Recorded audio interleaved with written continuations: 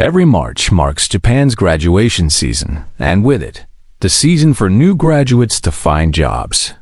This year, 128,914 Japanese university graduates expressed an intention to enter the workforce, and 126,316 of them ultimately secured employment, virtually. A full employment rate, the first time in 40 years that every graduate has been able to find a job at the same time. Most Japanese companies fail to meet their hiring targets for new graduates, leaving a significant shortfall that could only be filled by recruiting from the general workforce. Under this year's hiring plans, the proportion of external hires reached a record 43%, meaning nearly half of all positions had to be filled by non-graduates. In other words, Japan actually needed at least 200,000 university graduates to satisfy the labor demand, but only 120,000 students were looking for work. That imbalance creates a classic seller's market. Regardless of a graduate's abilities, companies compete fiercely to meet their demands, to the point where HR staff have been reduced to pleading with students to join their firms. Perhaps ironic, since some of those HR people were themselves at one time job seekers being begged to accept offers. In such an environment, starting salaries naturally rise. After all, the labor market is still a market, subject to the laws of supply and demand. As a result, the average starting monthly salary for bachelor's graduates climbed another 4.9% over last year, hitting 254,000 yuan, about RMB 13,000, an all-time high. It's no wonder earlier cohorts envy the newcomers, especially since overall inflation in Japan ran at about 3% last year, and most other age groups saw income gains that did not keep pace with rising prices. You could say this year's graduates are the luckiest in recent memory. Looking back over modern Japanese history, the last time conditions were this favorable was during the bubble economy 40 years ago. Of course, the current cohort situation is not likely to represent the absolute best. Barring surprises, next year's graduates help find jobs even more easily, with starting pay continuing to climb. Even if small and medium-sized enterprises plan to hire 7.9% fewer newcomers, the number of job-seeking graduates is expected to fall by 33.3%, a cliff-like drop that will create an even stronger seller's market if companies want to operate normally. Apart from raising wages and improving benefits and doing everything they can to court graduates, there really are no better options. If you think wages are too high, then don't hire no one's forcing companies to fill those positions. That is the current job market reality for Japan's new graduates. Clearly, this boom is not because graduates have suddenly become more skilled or because Japan's economic recovery demands larger hiring. It's simply that there are far too few young people. Take this year as an example. Barely over 400,000 students graduated from Japanese universities, in a country whose population is less than half of ours. Sick. In South Korea, whose university enrollment rate is similar, nearly 800,000 students graduate each year, almost twice Japan's number. Imagine the world's fourth largest economy, with a GDP of $4.1 trillion, producing only 400,000 graduates, and only 120,000 of them even looking for work. For individual graduates, of course, that means an unparalleled employment windfall, and it's not just new graduates who benefit from easier hiring. Let's look at another statistic. Last year, the proportion of elderly Japanese who continued working rose again. Among retirees aged 60 to 69, nearly half, 47.6%, kept working, and one-third of those over 70 to 32.5% remained active in the labor force. If you pay attention when visiting Japan, you'll notice many part-time workers, shop assistants, taxi drivers, even construction workers are senior citizens. To some extent, This reflects inadequate pension support. But more importantly, it shows just how desperate Japan is for labor. So many employers have relaxed age limits, giving older people opportunities to keep contributing. Japan's seniors are indeed hardworking, and viewed from another angle, they benefit too. Those who can retire do so, while those who cannot still find work to supplement their income. Thus, whether you look at the young or the old, Japan's severe labor shortage is indeed delivering short-term gains for both ends of the age spectrum. That the demographic decline is yielding a temporary bonus may seem counterintuitive. Isn't it widely accepted that falling birth rates and aging populations harm society and individuals? Why, then, does Japan seem to be offering more choices and better living standards for ordinary people? In fact, there's no contradiction. If we broaden our perspective beyond this year's graduates or even this 2-year window, the so-called demographic dividend is merely a fleeting rebound, a last flicker of benefit that reaches only a minority. For the entire Japanese society, including these past 2 graduate cohorts, it is one of the most pressing and difficult socioeconomic challenges yet to be solved. Understanding this point is of very practical significance for us as well, since the situation we may face in the future could be even more extreme than Japan's today. First, by examining Japan's age structure, we can clearly see that those now entering their twilight years, people aged 65 and over, are precisely the baby boom generation, born in the post-war population bulge. This cohort numbers over 36 million, accounting for 30% of Japan's current population. They witnessed Japan's rise from post-war recovery to prosperity and then to stagnation. They endured great hardships and are among the hardest working contributors to modern Japan. However, due to the bubble economy of the 1980s and its subsequent collapse, most of this generation's life savings, built up during their first half, were wiped out by the boom and bust of that speculative era. Even those who did not directly participate in the frenzy saw their own modest gains vanish in the broader market surge and crash. In a sense, no one Japanese or foreign escaped unscathed. Thus, although the bubble years brought high earnings in the 70s and 80s, by the time this cohort reached old age, they had already been financially harvested once. Asset values collapsed with the real estate and stock market crashes, and some even incurred massive, long-term debts from leveraged bubble investments. As a result, when they finally reached retirement age, few had the means to recover. This helps explain why nearly half of Japan's seniors, who worked all their lives, do not have sufficient savings to support themselves in old age. And while one might expect Social Security to fill the gap, Japan's pension system operates on a pay-as-you-go basis, funded not by the contributions of that bubble generation, but by the current working population's payments. Herein lies the problem. With only this small group of graduates entering the workforce, how generous can ordinary Japanese pensioners' benefits really be? If retirement income were sufficient, would so many seniors still risk their health and even their lives as long-haul truck drivers? From the perspective of that bubble generation, who contributed most to Japan's post-war economic development, impact of today's low birth rates is overwhelmingly negative.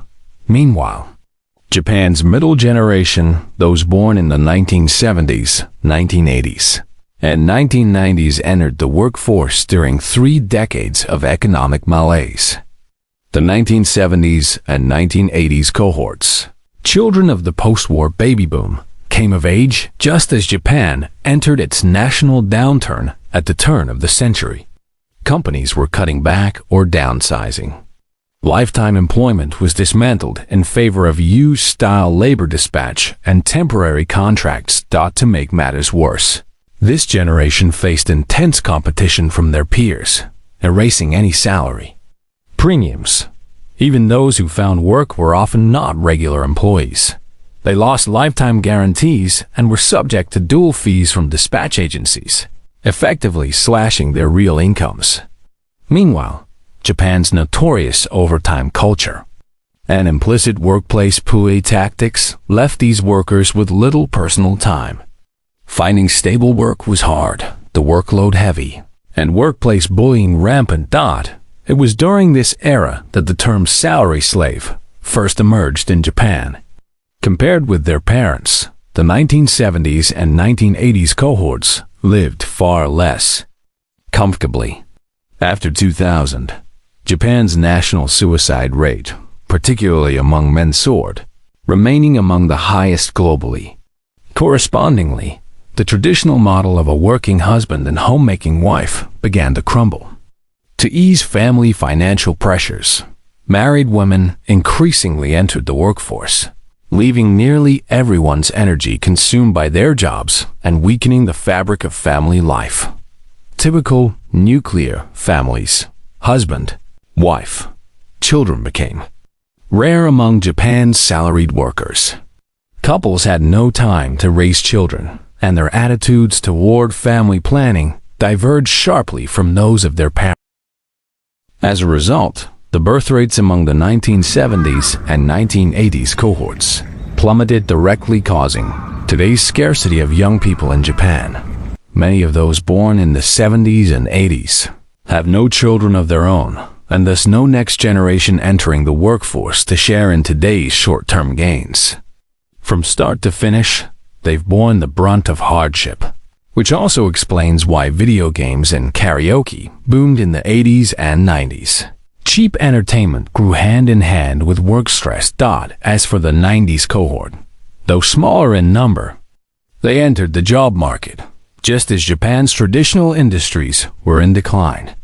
With two East Asian neighbors rising industrially, many large Japanese companies either collapsed, were sold off, or underwent major restructuring. Iconic manufacturers, Toshiba, Sanyo, Sharp, and the like saw their businesses acquired or completely reshaped, so 90s kids fared no better than their predecessors. Around 2010, Japan's employment rate hit a historic low, and wage growth all but froze.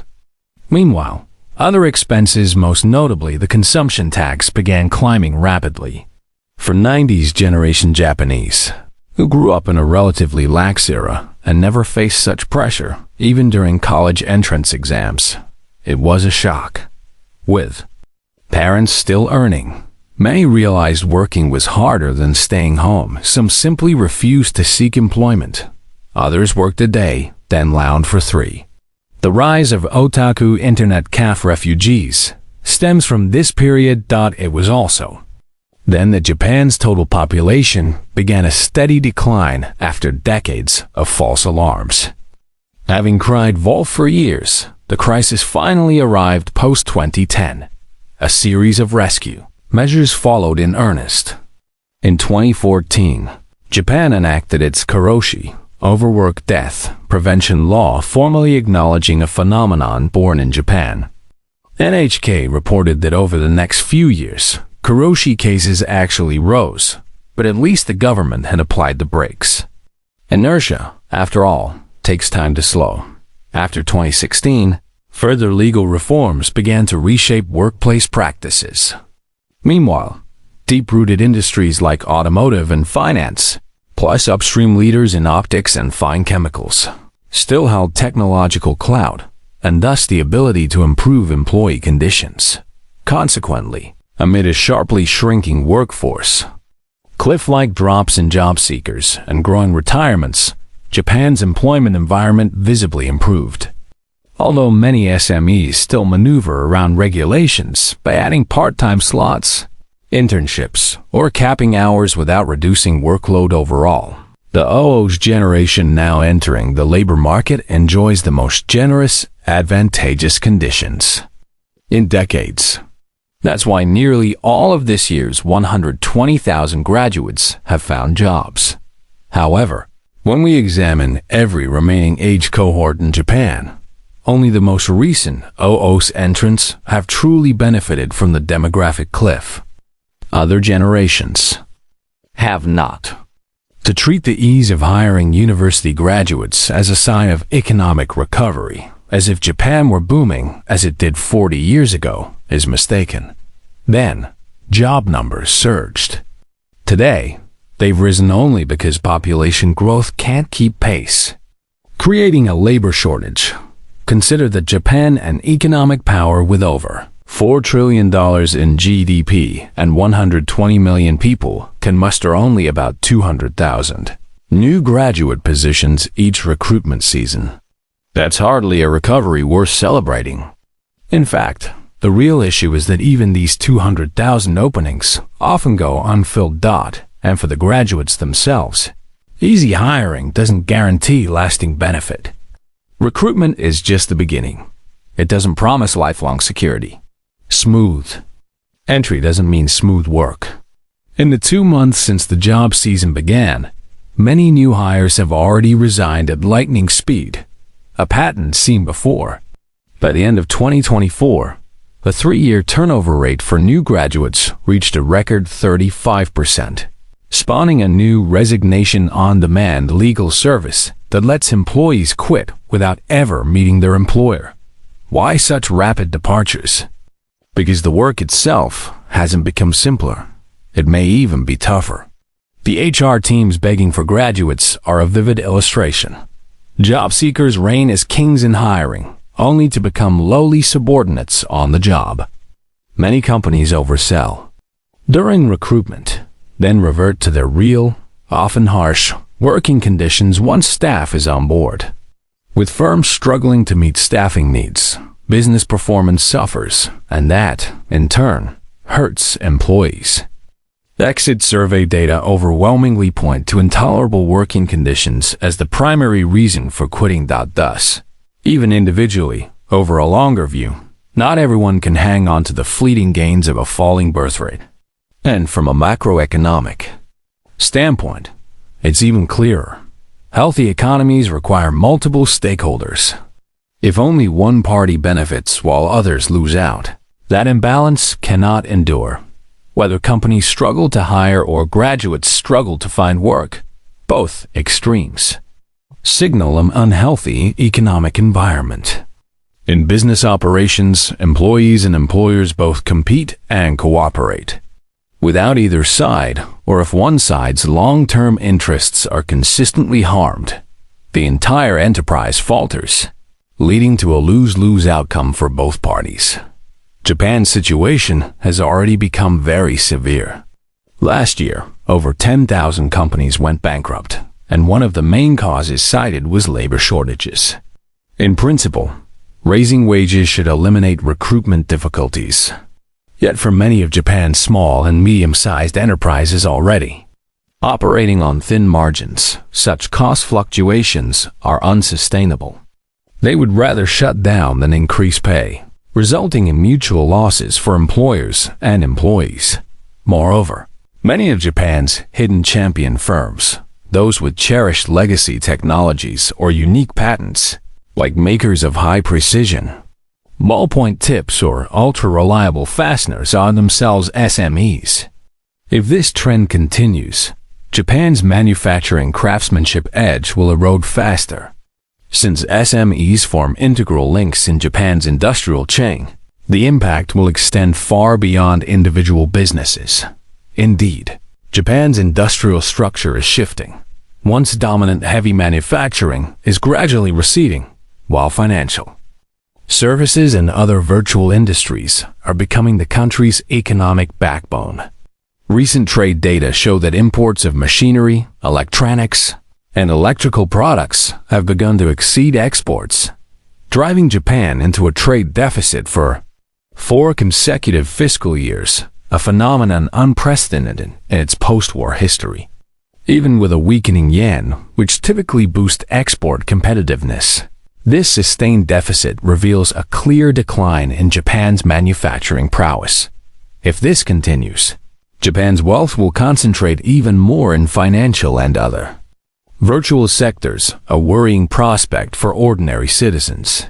As a nation with under 40% food self-sufficiency and total energy reliance on imports, A long-term import surplus will inevitably drain the wallets of most people.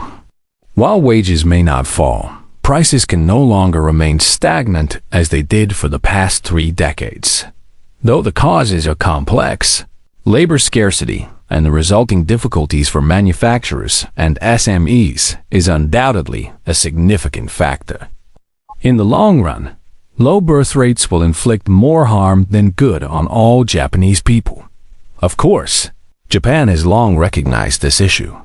No one views declining fertility as beneficial. In recent years, the government has indeed rolled out numerous pronatal policies, much like other aging societies in East Asia and Europe, with seemingly significant measures that nonetheless fail to address the core problems or lack sufficient force.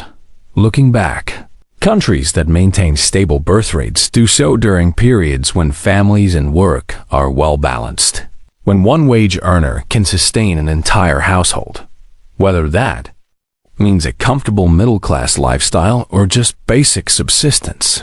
True work-family equilibrium allows households to thrive. Otherwise, low fertility becomes inevitable. For example, after Germany saw a surge of career-only mothers too busy to care for children in the 1940s, birth rates plummeted.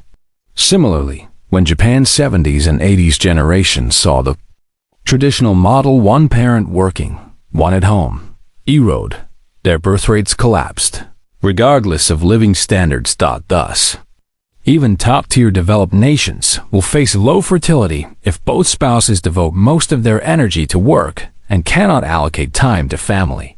This challenge is essentially unsolvable by simple financial incentives or longer parental leave. Japan is merely the first mover.